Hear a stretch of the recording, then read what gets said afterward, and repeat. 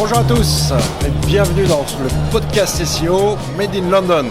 J'ai profité d'avoir avec moi Mathieu Blanco au UK Search Awards pour qu'on discute un petit peu de ce que Mathieu faisait en ce moment.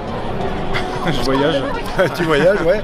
Mais c'est surtout bon. Allez, petite présentation vite fait.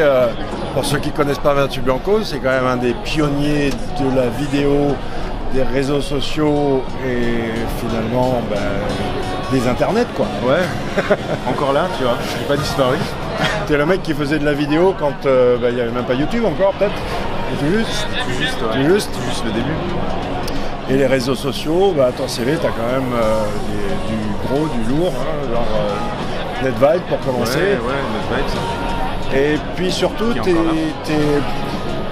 moi je suis vraiment un noob en vidéo, mais à peu près 99% de ce que j'ai appris, ça vient de toi. Et même des réseaux sociaux, tu as toujours les astuces, les trucs qui sortent de nulle part, pour multiplier par 250% ton taux d'inscription ou tes followers. Il y a plein d'astuces un peu partout et ouais, j'aime bien fouiller. Voilà, t'es toujours le mec qui sort les outils aussi, c'est ça.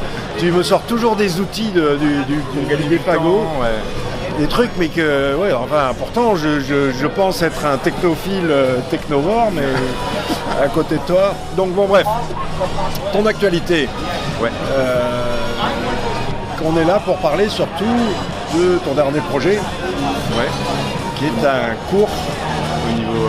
En fait, j'avais fait une plateforme de cours en 2012-2013. Malheureusement, on n'a pas trouvé le succès parce que j'avais mal fait mon projet.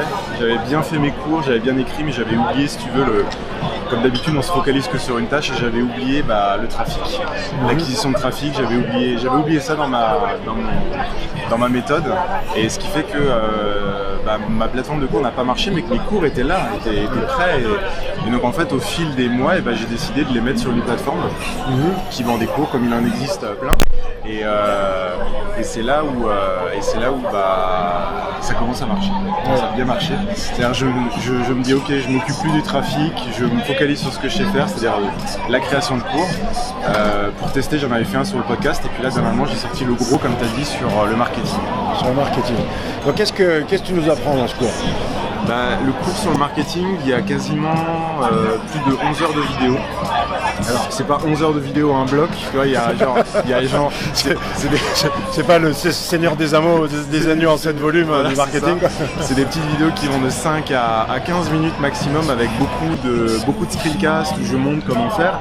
Et en fait, c'est pour les personnes qui soit n'y connaissent rien ou soit sont dans le milieu de la tech. Par exemple, toi, tu es dans le milieu SEO, mais à un moment donné, tu te dis tiens, je suis super bon dans le milieu des SEO, mais marketing ou inbound marketing ou tous ces termes, j'aimerais bien aller au-delà. Tu peux prendre cette formation. C'est-à-dire, on commence vraiment d'en bas. Pour même te dire, par exemple, le cours sur Facebook, il y a 8 ou 7 vidéos. On part de l'inscription et puis on va jusqu'à comment je fais de A à Z ma campagne de pub croisée avec de l'A/B testing et tout ça. Donc, soit tu connais rien et tu peux suivre tout pas à pas, ou soit tu t'y connais et rien qu'en voyant le titre des chapitres, tu vas pouvoir dire tiens, je vais commencer à partir de la leçon 16, la leçon 18. Donc tu peux vraiment piquer ce qui te concerne. J'irai même plus loin, de ce que j'en ai vu, c'est aussi pour un pro, ça permet de mettre en place des process, notamment vis-à-vis des clients ou comment quand tu es consultant, de pouvoir expliquer. Et surtout, c'est ça, ce qui nous manque, c'est des formules, des process et une méthodologie que tu arrives très bien à expliquer, comme ça, petit A tu fais ça, petit B tu fais ça. Ouais. Et des fois, c'est tout con, mais que ce soit Facebook, YouTube, ou tous ces trucs-là, c'est beaucoup des étapes, une par une, il faut cocher toutes les cases, il faut aller dans les bons paramètres. C'est pas super sexy. Ça c'est pour la couche de base. Et puis après, oui, tu donnes quand même des vrais good tips, des astuces et des... Et c'est là où, comme tu dis, je vois que j'ai fait le bon...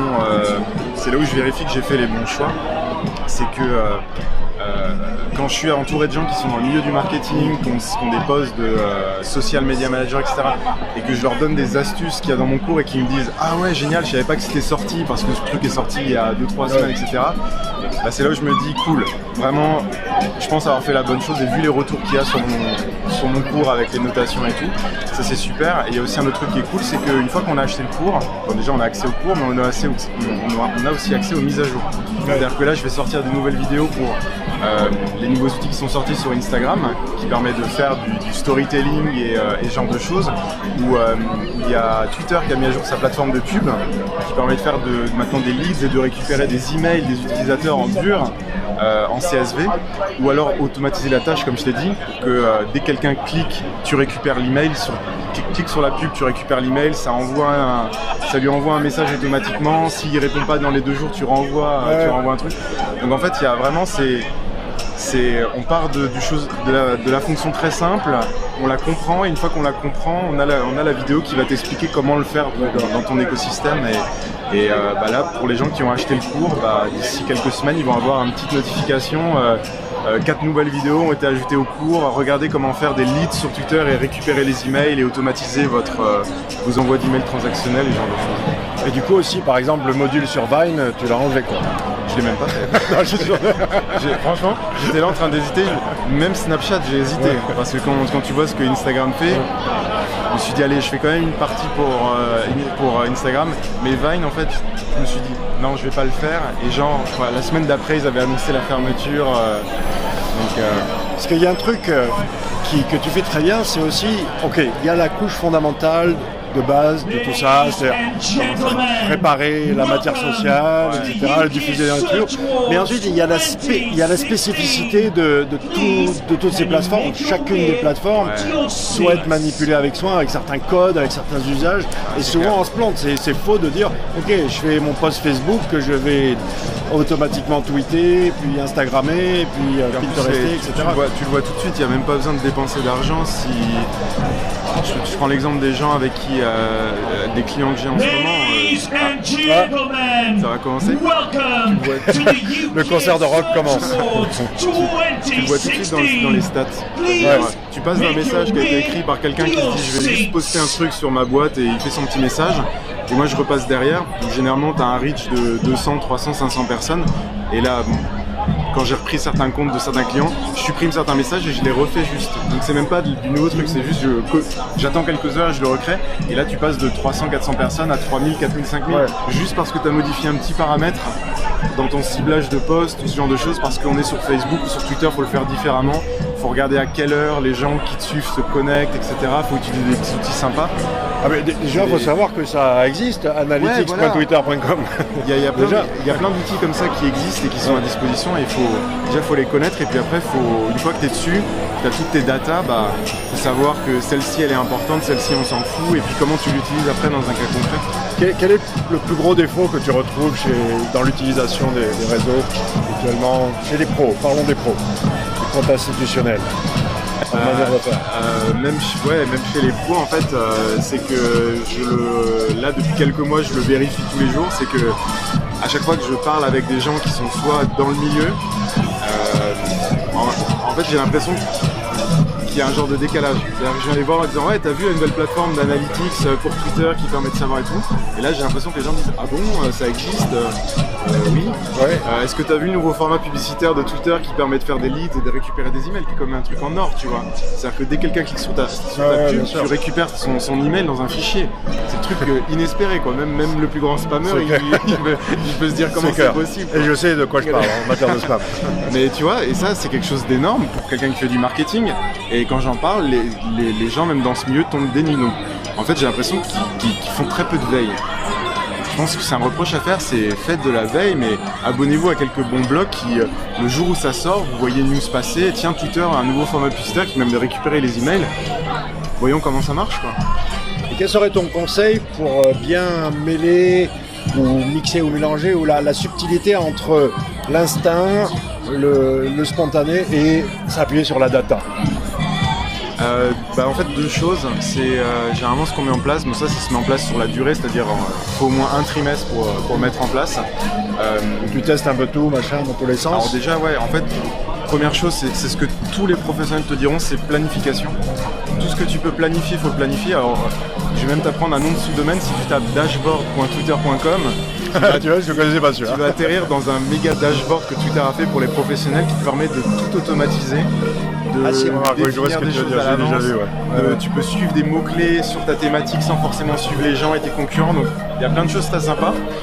Facebook, tu peux planifier des posts, etc. C'est pas anciennement TweetDeck le dashboard, non? Non, c'est un truc à part. C'est vraiment un truc à part. Mais ils font des trucs super et ils communiquent pas dessus. En fait, c'est planifier tout ce que tu peux planifier. Dans ta planification de début, effectivement, tu testes différentes choses à différentes heures, ce qui permet de voir qu'est-ce qui marche.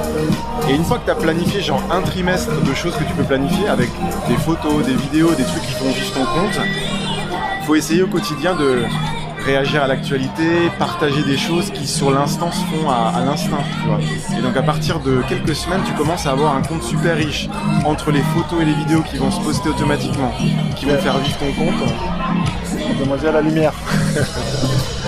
Et les trucs qui vont faire vivre ton compte et qui vont amener du média, des belles photos, des belles vidéos, et toi au quotidien qui va faire un ou deux tweets à l'instinct en fonction de ce qui s'est passé, de l'actualité, ou ne serait-ce qu'une connerie sur Twitter que tu peux reprendre avec le nom de ta boîte et qui va faire rire les gens, bah là tu as un compte d'une richesse qui est c'est le top niveau à atteindre, quoi. Et c'est là où tu vois les résultats, de gens qui te suivent, de gens qui te reçoivent. Moi j'ai toujours l'habitude de dire que tout ce qu'on sait c'est qu'on sait rien, c'est-à-dire qu'on ne sait jamais d'avance ce qui va marcher. Il faut bombarder, quoi. Il faut tester, mais c'est complètement incroyable. On peut avoir préparé le truc. Et ça t'est arrivé, toi comme moi, Calmo, tu te dis ce truc est génial, ça va percuter machin et ça fait rien. Et le truc à côté, c'est de la merde. Toi tu penses que non, là ça. C'est toujours comme ça. Ouais. Et c'est d'ailleurs incroyable. Et c'est d'ailleurs pour ça que j'apprends aussi aux gens les gens qui ont acheté le cours, dans quelques semaines, ils vont avoir une nouvelle vidéo qui va leur montrer comment faire de l'A/B testing sur Facebook. Ouais. C'est-à-dire qu'au lieu de t'embêter à faire 4 pubs à la main et tout ça, tu fais 4 titres, 4 descriptions, 4 images et ça te fait un truc croisé où ça t'en génère 300. Ah ouais. Ça te les laisse tourner durant 12 heures et tu sélectionnes que les 10 qui performent le plus. Excellent. Et c'est comme d'habitude, c'est celles que tu aimes le moins et qui sont les plus moches qui vont te générer le plus de clics et le plus d'interactions. Voilà. Et il y a plein de trucs à faire comme ça où, comme tu dis, il faut essayer 4 ou 5 bonnes idées, moyennes idées, moins bonnes idées, et très souvent on est surpris. Jamais avoir d'a priori, et surtout, moi je préfère balancer à la limite. Ok, de quoi on a peur? Que la vidéo soit nulle, qu'on se tape la honte, que machin. Je veux dire, par contre, on va pas saigner, on va pas aller à l'hôpital parce que un tweet ou une image ou une vidéo va pas avoir le succès escompté. Par contre, oui, si on y a dépensé un budget fou et 6 mois de travail, et là c'est un problème.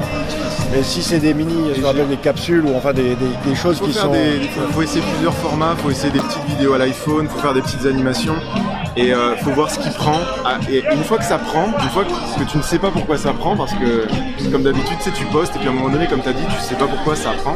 C'est là où tu as tous les outils d'analytics qui te permettent de dire ok, tu l'as posté à telle heure, c'est relié à tel truc, tu peux à peu près commencer à comprendre pourquoi ça a mieux fonctionné que d'autres trucs que tu as plus travaillé. Et c'est là où tu peux dire ok, j'arrête les autres trucs sur le côté puis je pousse un peu le bouchon là-dessus. Alors dis-moi si je me trompe, mais moi j'ai l'impression que tu es quelqu'un qui est un peu comme une éponge, c'est-à-dire tout ce qui se passe autour de toi, tu le vois, mais surtout tu l'analyses, tu arrives à rebondir dessus parce que tu te laisses un petit peu, je veux dire, porté par la vague de tout ce qui se passe, mais tu es un grand observateur.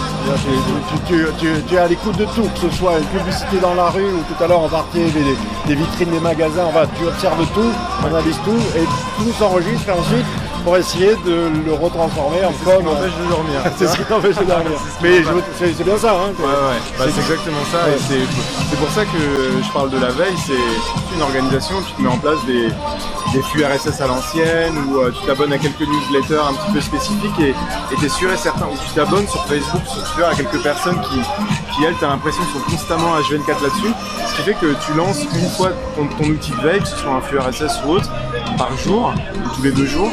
Et tu es constamment en fait savoir quel est le nouveau qui sort et après il faut savoir l'interpréter, de se dire ça permet de faire des leads, ça permet de récupérer ça, là il y a un nouvel outil et après il faut l'adapter à ce que tu fais ou à ce que tu fais. Bon, après il n'y a pas que des bonnes idées, par exemple si tu disais je vais faire une chaîne YouTube et puis je vais me mettre des Ray-Ban avec de la peinture blanche et